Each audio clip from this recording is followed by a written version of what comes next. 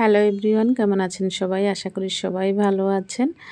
তো এখানে যে বড়াগুলো ভাজছি এগুলো হচ্ছে কুমড়া ফুলের বড়া। তো কুমড়া ফুল দিয়ে আসলে ভর্তাও করা যায়, বড়াও করা যায়। বড়া করলেও ভালো লাগে, একেবারে মুচমুচে চালের গুঁড়া দিয়ে, সাথে হলুদ, মরিচ হালকা এবং লবণ, একটু চিনি দিয়ে ব্যাটারটা বানিয়ে, তো কুমড়া ফুলগুলোকে ধুয়ে সুন্দর করে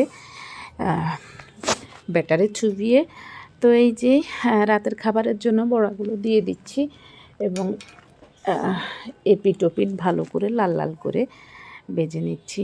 এবং আপনাদের কাছে কেমন লাগে এই ফুলের বড়া? সব সময় ভালো লাগে না, কিন্তু মাঝে মধ্যে খেতে অবশ্যই ভালো লাগে, একেবারে মুচমুচে। তো এই তো হয়ে গিয়েছে, প্রথম যেগুলো দিয়েছি সেগুলো হয়ে গিয়েছে, পরে আরও কয়েকটা আছে, সেগুলোও দিয়ে দেব।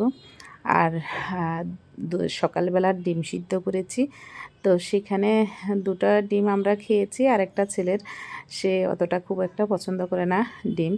তো এখন এই যে ডিমটাকে 3 পিস নিয়ে, তো ব্যাটারও ছিল একটু, সেটা ব্যাটারে চুবিয়ে তেলে দিয়ে দিয়েছি।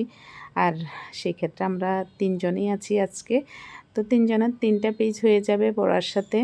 তো বাচ্চাদের ক্ষেত্রে একটা বিষয় সবাই একটু খেয়াল করবেন, যে তাদেরকে শেয়ারিংয়ের মাধ্যমে খাওয়ানো, অর্থাৎ আপনার যখন সব একটু কম থাকবে সেক্ষেত্রে সেটা ভাগ করে খাওয়ার, এবং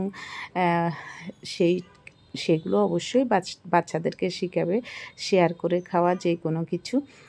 তো এই তো 3 জনের জন্য 3টা পিস হয়ে গেল একটা ডিমে, আর সাথে মিষ্টি কুমড়া ফুলের বড়া দিয়ে আজকে রাতের খাবারটা আমরা খেয়ে নিব।